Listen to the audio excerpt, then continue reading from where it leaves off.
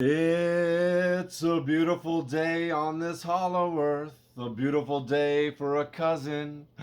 Would you be mine? Won't you be mine? Won't you be my cousin? All right, everybody, welcome to another Shrimp for Breakfast AMA. Today we are cruising through the YouTube comments of the previous episodes and answering your questions. We're going to continue to do this, so put questions in the comments of the latest YouTube video, and I'll be combing through and answering them. Woo, last night, another short night of sleep for your boy. Judy's been having a little trouble sleeping. She climbed at our bed about 4 a.m., so I climbed at her bed. We swapped. Never quite fell fully back asleep. You can see I got a little raccoon action going, but we're making the best of it. You know what I'm saying?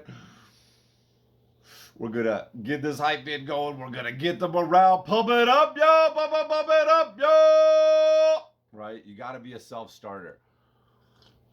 You got to be able to just get that bump on. You know what I'm saying? So we got a little mail call today before we start. Very excited about this. My Grammy pants came in and they are looking absolutely fabulous. We're going to do a full fitting once the rest come. But you can see these look even better than I thought. You know, we're blowing up these images to fit them on the pants and they're just looking so damn crispy. These are like windbreaker pants and they just look so freaking good. I got some matching Nikes to wear, and we got 3 separate outfits coming. So we will do a full fit check of everything once it all comes in. And also, shout out, look at what I got in the mail yesterday. Krog the Frog, The Book of Taurus by Devilorium and Alba BG. If you follow them on Instagram, they are my Instagram friends. And this came all the way from sunny Spain, España, hola in España. And this is looking just absolutely fabulous. I'm sure you can track this down, and if they want to, they can post links in the comments for people to check this out. But I think they said this is their first comic of this character, and they wanted to send it to me. They made me a nice little inscription here in the front with a custom drawing. So thank you. Can't wait to check this out. My kids were checking it out. They were loving it. And of course, this video is brought to you by me. And that means we're going to take a minute to plug the Lost Forest coloring book. I'm going to keep promoting this until it drops and beyond because this is a very important project. If you haven't gone over to GhostshrimpGlobal.com and pre-ordered your copy of The Lost Forest, it's only $17. There's links for Amazon, Walmart, Barnes & Noble, and I think another one, some book website. Pre-order on the platform of your choice. And we're trying to get it on the bestseller list so we can do more of these. I've already pitched them several more book ideas, and we're going to be talking about those. So the better the sales look, the better my chances of getting more of these coloring books. And it was an absolute dream project, and I really want to do more of them. It's just like a big book of biz dev, right? It's just like, it was so much fun. And this is the first big project that I did fully on the Cintiq. So it's going to be really fun to check it out. And, you know, you can check out pages on my website and pages on the Instagram, and I'll continue to post more. And of course, countdown to the Grammys. How many days left? It's January 18th right now. The Grammys is February 4th. So I cannot wait. We're counting down to go to the Grammys to see if we win for best packaging. And you can go pick this up at iam8bit.com. So there's the plugs. And of course, we got tons of Ghost Shrimp merch. I'm not wearing it right now, but we got tons of Ghost Shrimp merch at GhostshrimpGlobal.com. So if you want to show your boy some love, you want to support me, put some money in my pocket for this unexpected trip to the Grammys, then order yourself some merch. Much appreciated, and represent Ghost Shrimp out in the world, right? Represent everything that Ghost Shrimp stands for, right? Creativity, raising the level of creativity in the universe. So at JGSPDX says, at quick glance, I for real thought this was Adam Sandler when it popped up when I opened YouTube today. I'll take that. Adam Sandler, fellow New Englander, you know what I'm saying? I love my boy. We grew up listening to the Adam Sandler comedy albums. Those were just so funny to us growing up in high school. Those were hitting right when we were at that perfect age. And a lot of it was kind of New England based humor. And so funny. So I'll take it. Thank you. And at Slowhead, H-E-D, kind of answered this before, but we'll run through it again. I'm going to have to start with the obvious, but these are things I'd love to hear you chat about with Adventure Time. How much of the original art of yours built the world? And if it did happen, when were you able to hand that off to another team to expand upon? Also, that seems like an incredible undertaking. Did you feel a certain weight of responsibility bringing that vision to life? And what kind of team support did you have summoning all that became? Oh, there's more. All that became of the world and its inhabitants. Yeah, like I said, I was hired to, design the world from scratch, more or less. There was a little bit of VizDev. There was the original Adventure Time pilot that had been on Nickelodeon. It was a short. There was a pretty limited world. It was like a little bit of Ice Kingdom and a little bit of just like the Meadowlands, the grasslands, if you will. I think the Ice Kings, I think if I remember the Ice Kings, the Ice Kings like mountain was in it, and for that reason they wanted it to look like that. But the treehouse wasn't in it, the Candy Kingdom wasn't in it, all the other places. So, pretty much had free reign to, put my vision in there. And as I've talked about, I was really ready for it. I grew up in the forest of New England. Before I went out to design the world for Adventure Time, I was living in a fort in the forest that I built with my dogs. So, I was basically living the Adventure Time lifestyle. That's where that just absolute destiny comes in, being the perfect fit. Fit is absolutely everything, and finding the right jobs and having them become great and grand and grandiose and magnum opus, as we like to call the projects that really put you on the map, Not like I knew that when it was happening. But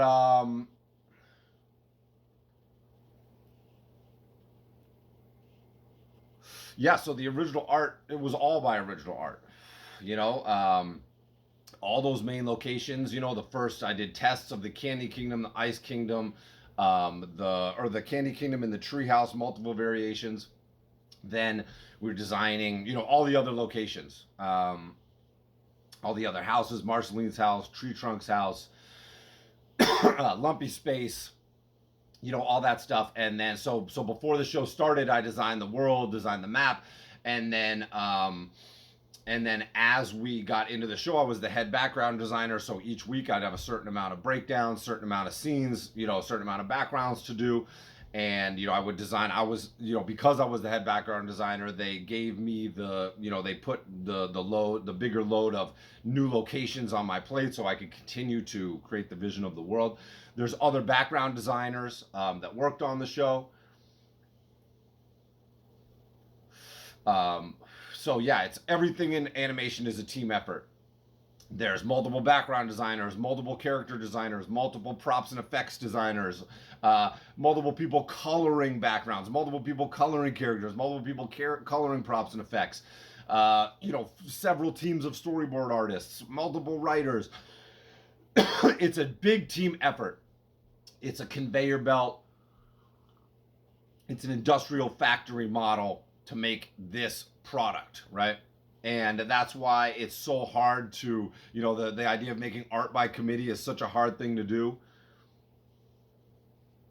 It's very rare that you actually get something innovative and creative all the way on TV, right? Probably a lot more starts out that way, but as it goes, as it gets filtered through multiple executives and all these people touch it, it kind of sort of becomes more common, more predictable, more redundant. Um, but that's what allows great projects like Adventure Time to stand out. And as I said, Adventure Time had so many artists with true creative vision on it. And I think that's what made it explode, right? It was amazing in the writing, it was amazing in the storyboarding, the storytelling. It was amazing in the background world, right? It was amazing in the character design. It was even amazing in the props and effects. It was amazing in the coloring. There wasn't a weak aspect of Adventure Time, right? I think the inexperience of the team, because it was all a bunch of young guns mostly, and a lot of people from outside the industry, people that were already kind of building their career, that were brought in. I mean, right off the top, thinking about me, thinking about Jesse Moynihan, thinking about Tom Herpick, people that had already been out, already into their careers, already established themselves with a voice, and then that voice was a great fit on Adventure Time. I always forget people, but there's so many people that work on the show, but I'm just kind of off the top thinking about the people that I know the best and that I hung with.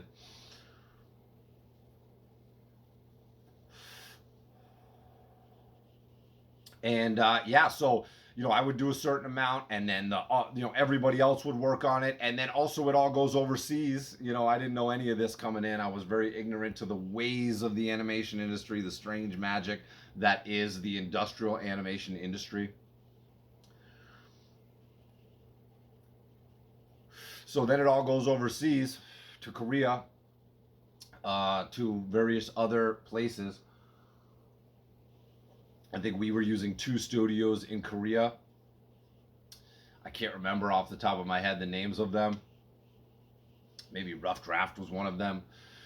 And then there's a whole team on that end doing everything, right? And taking our blueprint, taking our designs, and like building the house, building the episode, right? They're doing more technical work on that end. Our job was basically to do all the creative heavy lifting, get everything there. Really, you're sending a blueprint so that it can be built, right?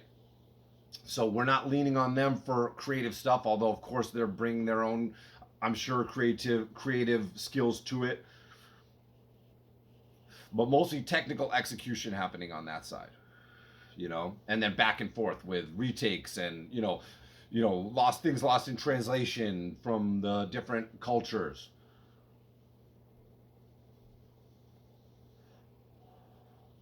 So we would basically have a week to work on each episode. And then I can't remember the turnaround time. I purposely wasn't like as immersed into the entire inner workings of the show. I'm a bit of a lone wolf, and I was mostly working from my apartment 3 miles away in North Hollywood down the bike path, from Burbank, from the Cartoon Network studio. RIP. The building has been sold. The building is gone. Cartoon Network exists in name only at this point. And I've heard they're kind of taking a year to figure out, what the Cartoon Network brand is going to become. At this point, brand is everything. You might as well keep the brand around, even if it's not a physical location, right? We're moving. COVID really showed us that we can move past the physical locations, so that kind of makes sense. I think getting rid of the cartoon name altogether wouldn't really make that much sense for them. This is the age of branding, the era of established intellectual property. So I think they'll probably still keep the logo, keep the name, and just have it making money for Warner Brothers. And did I feel a responsibility? Yeah, I mean, I felt a lot of pressure just from the definitely had imposter syndrome, as we were talking about mental health stuff yesterday. I had serious imposter syndrome, especially if you know the story, from episode 10 of the Ghostshrimp and Friends podcast. I had originally been hired out to do some storyboarding on Flapjack, which was kind of an odd fit. I wanted to do design. They talked to me to do some storyboarding. I really want to do like character design or world design, and they were like, no, do storyboarding. And I was like, all right, I'll give it a shot. And they're like, we'll show you how to do it. And I freelanced for them for 3 storyboards. And then they were like, you got to come out and work for the show. I move out there. this could be a whole, thing on its own because this is such an epic saga. It stirs up a lot of wild memories and bad blood. Although I feel like I've let most of that go by this point. There's not much point in giving bad blood out because it just hurts you. Bad blood cuts both ways. But after doing 3 freelance boards and being asked to come out, then I do 1 board there, and then I'm fired halfway through my 2nd board for being a bad fit, for not learning storyboarding fast enough, even though that was my 5th storyboard ever that I had been fired making. And I have my whole kind of take on that. I felt like the rug was kind of pulled out from under me without much warning on that show. So anyway, I was feeling very hurt. I was feeling very like the most embarrassed you could ever be, right? Coming out, being very full of myself, feeling like an absolute hotshot, getting this job, getting fired from this job 6 weeks after moving to LA. And then the next day, Penn and Pat coming to me and saying, hey, we want Adventure Time to take place in a Ghostshrimp world. And then, I'm so elated, but then I have to, all of a sudden, go from working on 1 illustration a week, in the previous 5 years of my career, to doing, a dozen finished inked backgrounds a week, right? Finished line work for backgrounds, and creating and really viz deving at the same time, right?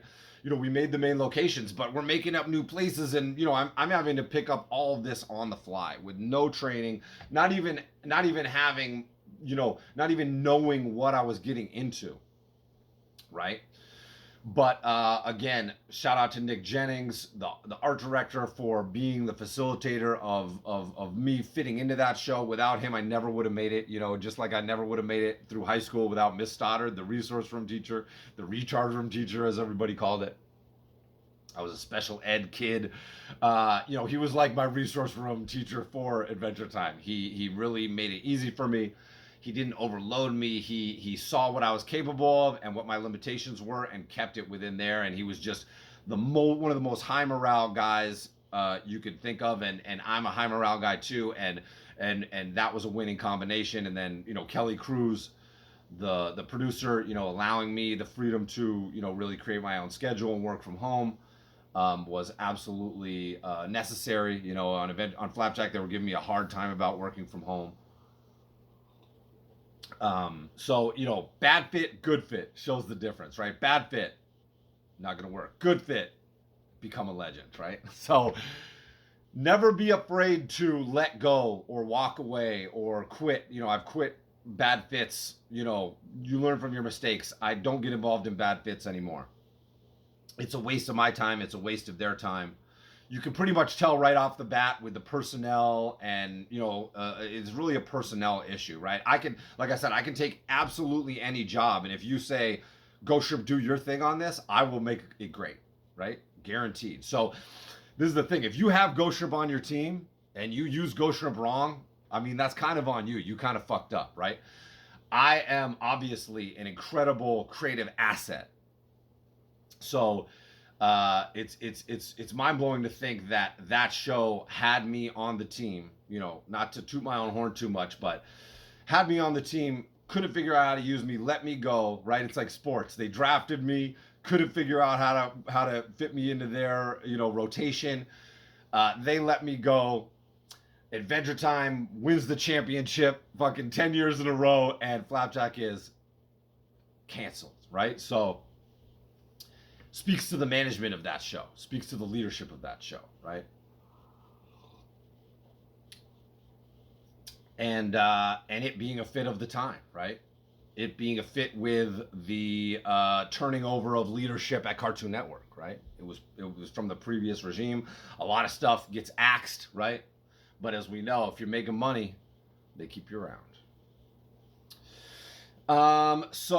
Yeah, I mean, I felt incredibly embarrassed, which I had to overcome. That was the main thing. I felt the pressure of, I was incredibly anxious and stressed during that time. I started drinking a lot at that time. I started getting really into, I was in my cabin, I was starting to get into drinking whiskey, in what I would think of as a positive way. And then I ramped up my drinking, and I was drinking, a couple bottles of whiskey a week there, which, totally goes against what I'm talking about with mental health and scheduling and all that stuff. But it was such a new experience, and that was just where I was at the time. And, I think I was leaning on, alcohol I would have 3 or 4 cocktails at night. Doesn't sound like a lot, but you add it up, and it goes. And then I would watching Celtics games, crush some beers. Watching Pats games on the weekend, crush some beers. I would sit in Cartoon Network. I wouldn't even work in the studio, and I would go. This is legendary. People remember this. I would go to the studio, and the games are on earlier there. They start at 4:30 there. And I would just sit in the studio and crush beers. I would literally drink like a dozen plus beers. I would post pictures on Instagram of like beers all over the table in the lounge. And one time, Kelly Cruz, the producer, came out of her office, and she was like, I was just on the phone, and my door was shut, and the people were asking me, like, what is going on out there? Because I would get blasted and just be in there, hooting and hollering like we were at a live game, right? I was telling you, your boy is like just out of control sometimes, right? The ADHD off the charts. And this was like a peak. This was in like, I've definitely mellowed out. Like, being a father has definitely mellowed me out. But all through childhood, all through teenagerhood, just absolutely out of control, wild animal vibes, thrill-seeking vibes, exhibitionist, just letting people know who I was, right? That was part of my thing, expressing myself, right? Because I was tried to, when they try to put me in a box, I'm about to break out, So I would do that. Sometimes they would really get frustrated with me. I would be kicked out of various lounges in the building. I would go to another one, and I would kind of push back and give people a bit of a hard time about it. God bless people for being patient with me, and not thinking that I was more of a drag than an asset, right? But yeah, I didn't really feel a responsibility to make great art, because that's what I'm there to do. That's what I'm expecting of myself, right? When we're talking about making art for your childhood self, when we're talking about making art as a devotional act to the art gods, to the creative gods, right? To honor the people that have come before me and inspired me, and to be part of that lineage, to be able to give creative energy and inspiration to y'all and everybody coming afterwards, right? That's why I do this transmitting, right? It's a big part of my mission to let kids just like me, who are struggling and depressed and looking, in high school, and looking at the world and seeing nothing interesting in the adult world, and having it look black and white, and watching people drag themselves through uninspired, passionless lives, and thinking that, life is going to be like high school, and for those with a day job, as it is. It's the same thing. You're still in high school, Fuck a job. Fuck job jail, as we like to say, right? Fuck a boss. Fuck job jail. You got to break out, If your job isn't inspiring you, filling your cup, if you aren't getting energized and hyped up and pushing your abilities, if your job isn't a meaningful challenge to you in a way that allows you to grow your strengths and your passions and your interests, if you wouldn't do it for free, make an escape plan, because you're in job jail. You need to get out, right? There's no amount of money worth spending your life. How much does it cost to buy your next life back? How much does it cost to buy your career back as an artist? Right? How much does it cost to buy a year back, a decade? Your kid's childhood, right? How much does it cost to buy that back? You can't. A billionaire can't buy it back. They're trying. They're trying to build time machines. They're trying to become immortal. They're trying to clone themselves and take, put children's blood in them. That's spending time with their children, is just putting their blood in their body and to become younger than their children. They're trying to Benjamin Button their way back to childhood. So yeah, I didn't, I put that responsibility on myself, right? And that's the world championship mindset, right? It's not the things that happen to you in life that define you. It's not where you were born and who your family is that define you, right? That sets the table. But, your mentality, what happens behind these eyeballs and between these ears, that's what defines your life. And that's why we're talking about that mental health. Turning those negative voices down, building those habits and routines, right? When we're talking about protocols, that's just a modern way to say habits and routines, right? And we have this great exercise in the workshop that is the habits and routines video, where you take the 3 habits that you already know you need to work out of your life and work in 3 habits that you've been meaning to get to, right? And you keep doing that process over and over again, right? I constantly, and this is something that weed helps me do, it helps me see myself from another perspective. It helps me step into a parallel reality and look at my reality and analyze it in a better way, right? In the beginning, I used to use weed. Sometimes I wouldn't even smoke when I would work, especially when I was on my first New York Times jobs and they were tight deadlines. I was a little psyched out to smoke and work, even though I would do all my work in high school and college super blasted. I used to roll up a fat blunt on Saturdays at Pratt and walk around the neighborhood and smoke it to the dome and then sit down and do my homework. The day I graduated high school, I had godfathered a Philly blunt, which means that you, instead of cutting the blunt, you hollow it out, and so it's still intact, and you can pack in a quarter of weed, a quarter ounce of marijuana in there. Of course, this was just the swiggity swags of 1999 in suburban Seacoast, New Hampshire. But I godfathered a blunt, and the minute the bell rang, I fucking, in the school, sparked that bitch up and just walked through the hallway, and this teacher was like, "You're not supposed to smoke in school." And I was like, "I graduated, bitch." And I fucking just walked home because I lived 10 minutes from the school through the woods. Absolute legendary shit. So that's my mentality, right? From the minute that I broke my feet, from the minute I emerged from the ocean, I was the ghost shrimp reborn. I died in that ocean and I came out a different animal.